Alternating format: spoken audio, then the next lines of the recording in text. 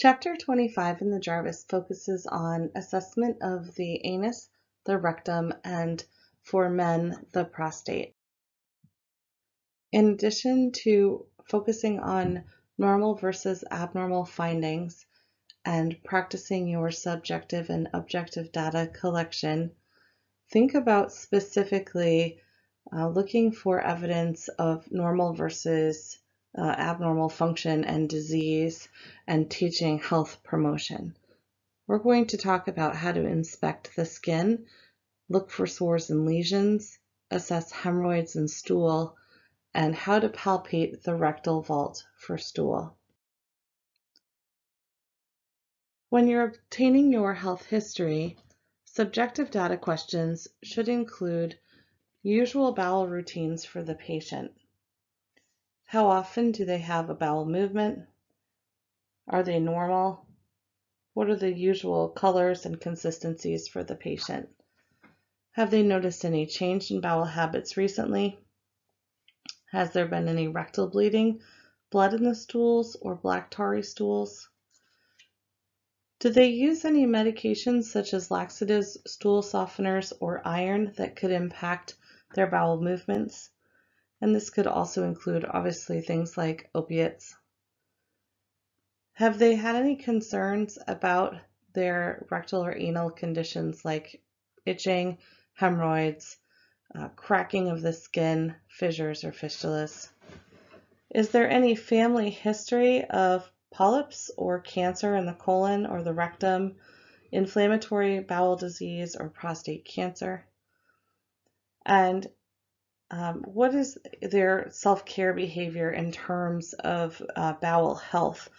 So are they good about consuming high fiber foods, drinking lots of fluids, and do they get regular screenings?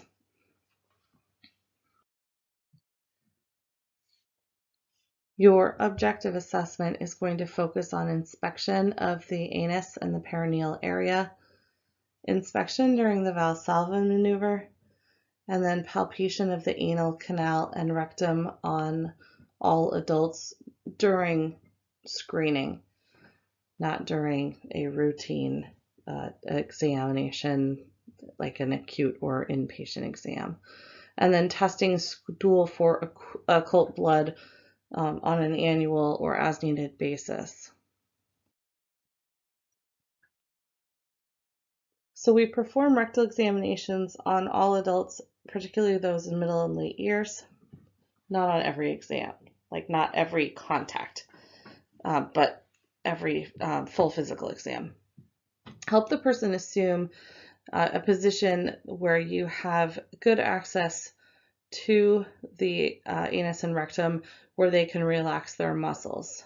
So left lateral or standing, and then with women, lithotomy position, and you can do the rectal exam at the same time as the vaginal exam as well.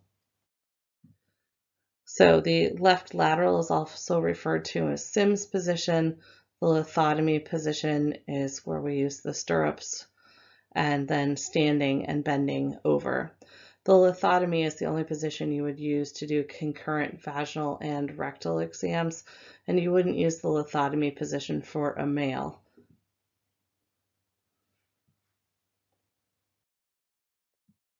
Inspection begins with looking at the exterior surfaces, so you need to spread the buttocks apart and inspect the perianal region. The anus should be moist and hairless, coarse folded skin that's darker pigmented than the surrounding skin, and the opening should be tightly closed. You should not notice any lesions. It is possible to get HPV there as well. Inspect the sacrococcygeal area, which should be smooth and even, and have the person take a deep breath and hold it and bear down to perform a Valsalva maneuver. You shouldn't see any bulging or prolapsing occurring during that. If you notice any abnormalities, you should document them in relationship to a clock face term, where 12 o'clock is always the pubic symphysis, and 6 o'clock is always the coccyx. No matter which position the patient is standing in, the ventral aspect and the dorsal aspect of the patient determine the clock, not the positioning of the patient.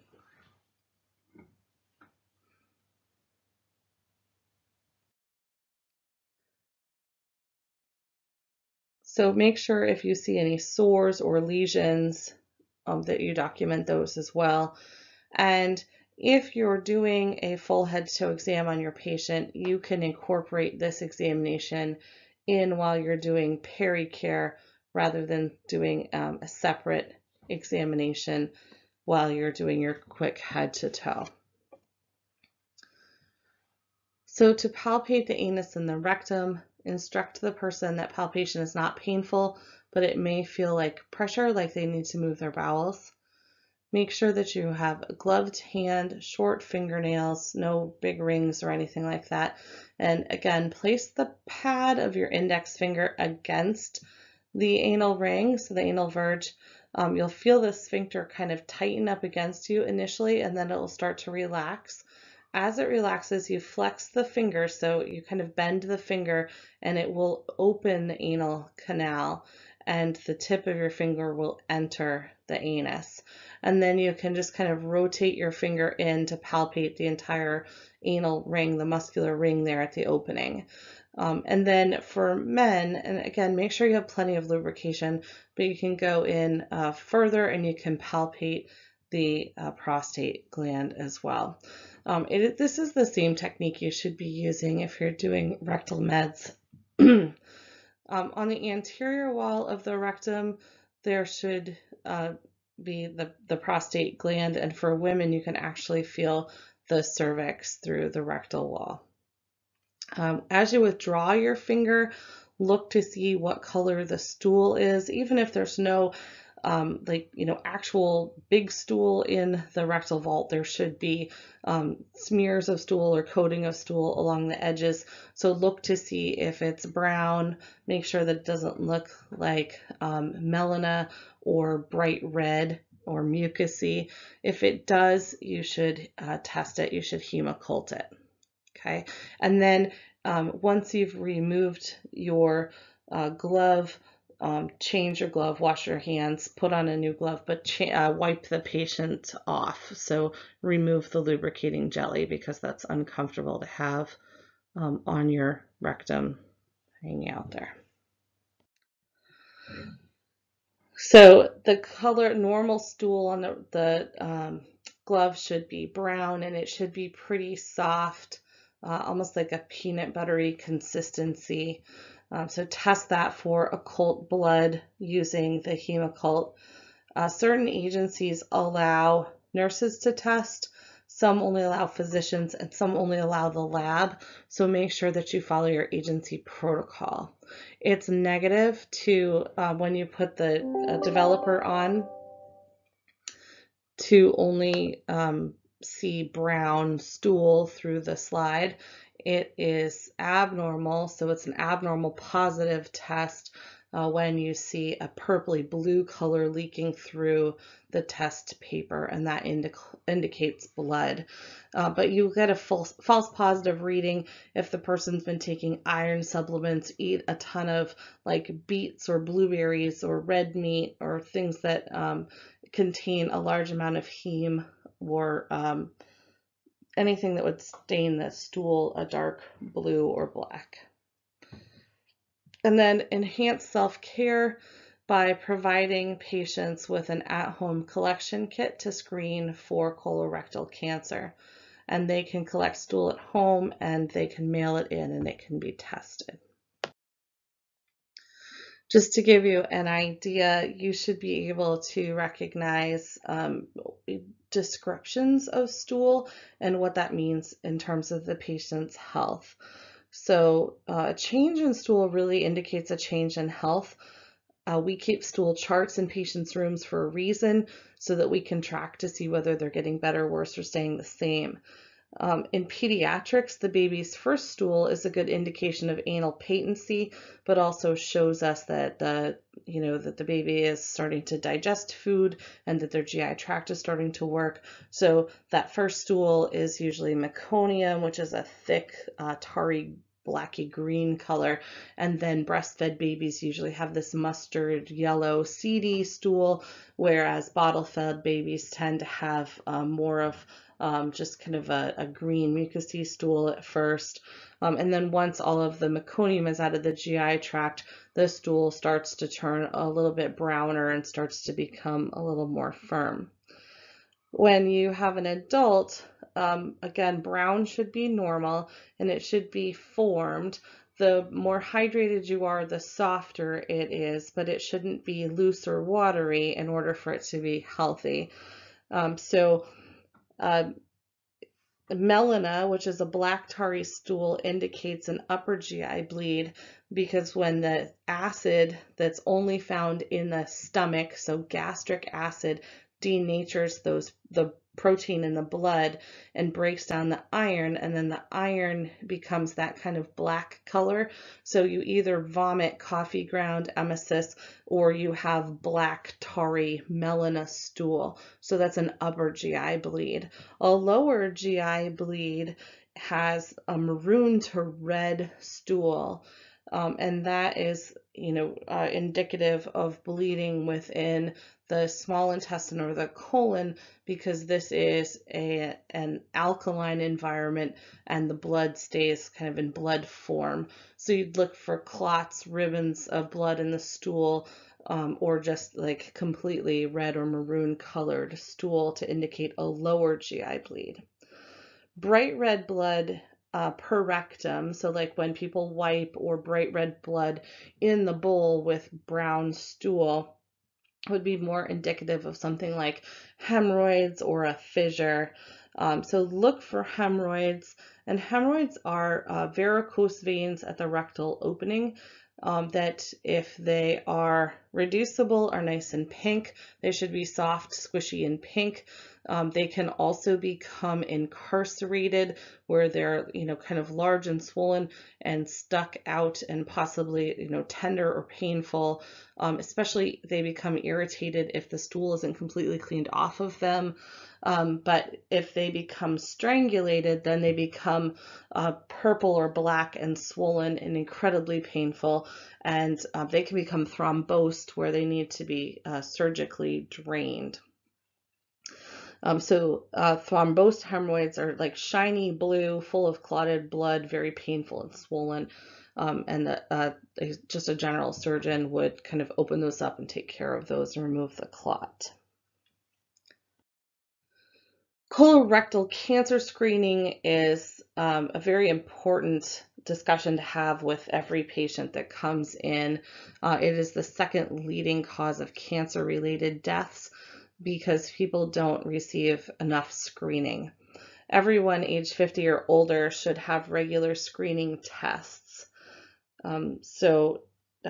People, whether they're having a flexible sigmoidoscopy, full colonoscopies, if they're doing the capsule swallow, or if they're just doing fecal occult blood testing, everybody should be having screening, which could decrease cancer deaths by up to 60%.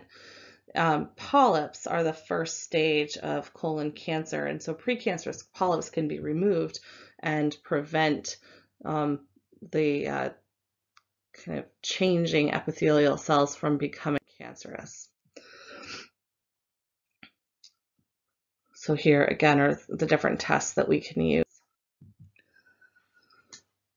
Some abnormal findings when you're assessing the anus or the perianal region would include pilonidal cysts or sinuses, anorectal fistulas, fissures, hemorrhoids, rectal prolapse, or pruritus ani, which is an itchy anus. Pilonidal cysts or sinuses, which it would be like a sinus tract. Pilonidal cyst or sinus is very similar to what we look for when we look for like a sacral dimple, except that this is an actual sinus tract just above the coccyx or lower sacrum. And there's oftentimes like a little bit of hair there as well. And there might be a little surrounding redness. Sometimes it can become full of, like it can become like a sebaceous cyst there, and will need to be surgically drained. It becomes more obvious and pronounced with age. An anal rectal fistula is an opening between the anus or the rectum and the outside environment, which allows stool to leak out. And this can heal itself, or sometimes it's surgically corrected. A fissure is a tear in the mucosa. It's usually pretty painful. This might be from passing like a really constipated stool, or having some sort of a polyp that got torn. This can heal on its own. Sometimes sitz baths help. Things like Anusol that have a soothing side effect help with anal fissures as well as hemorrhoids as well. And then they talk about topical nitroglycerin ointment or Botox injections sometimes also help. Hemorrhoids. So hemorrhoids can be external, which you can see externally, or internal, right around the actual ring. And these tend to be painless initially, but become more painful if they become thrombosed, or if they, become very large. And these are just varicose veins, usually from increased intra-abdominal pressure, prolonged sitting chronic constipation, pregnancy, straining with stool, anything that increases intra-abdominal pressure, such as cirrhosis of the liver or chronic liver disease. So our major concern with these is a bleeding and pain, and how it impacts the person's ability to evacuate stool. Rectal prolapse occurs when part of the rectal mucous membrane is protruding from inside the rectal vault to outside of the anal ring. And again, this is why we have the person perform the Valsalva maneuver, so we can see whether or not there's any evidence of prolapse. This is corrected usually through surgery. And then pruritus ani is perianal itching, usually caused by pinworm, and you could do the Scotch tape test at night. But it also could be caused by other things like fissures, dermatitis, inflammation or irritation from different issues. Candidiasis as well can cause this, but anything that just causes external anal itching is pruritus. Other abnormal findings that you'd be looking for, so you can get an abscess in the rectum. You can get it like kind of on that perianal. You can get it near the anus, or you can get it inside the anus as well. And this oftentimes occurs when there's like a tear, like that fissure, or a break in the skin or the mucous membrane. And this allows bacteria from the fecal material to enter the skin and create an infection. And these need to be watched very carefully, especially in people who are immunocompromised or children, because it can lead to sepsis. Rectal polyps are cancerous polyps that are found within the rectal vault rather than up in the colon. And those are screened for with either like flexible sigmoidoscopy or the colonoscopy. and they can be removed and biopsied. Fecal impaction occurs when you have a large amount or a really hard blockage of stool in the rectal vault. Again, when you do a rectal exam, your finger would hit hard, dry stool, feels very stone-like. If you're doing a rectal temperature on someone and their core temperature is reading a lot lower than what they feel, like let's say you have a patient who appears acutely ill and they feel very hot to the touch, and you do a rectal temp and you get a low reading, chances are there's stool in the vault, because stool doesn't tend to have the same temperature as core temperature. So do a rectal exam, make sure that there's not stool right there that's impeding your ability to take a core temp. On occasion, or depending on where you work and what your protocols are, you might get orders to do manual disimpaction of a patient who has a fecal impaction, but just be careful, because if you tear that mucosa or cause trauma, they could end up with an abscess and sepsis. And then carcinoma. So carcinoma would be cancer that usually developed from a polyp that went unnoticed. And so this is colon cancer, and you can get it in the colon, you can get it in the rectum, you can get it at the anus itself. And anal cancer usually presents looking like black cauliflower rather than white cauliflower. And we talked about this in the male GU as well, but some abnormal findings of the prostate gland. So you're doing your digital rectal exam, and you might notice that the prostate gland feels very enlarged. So that would be, BPH. Technically, it could be prostate cancer as well, but we wouldn't know the difference between BPH and carcinoma necessarily, unless it was very rough or uneven. Then you would suspect cancer, versus BPH is very smooth. And then prostatitis is very painful and enlarged.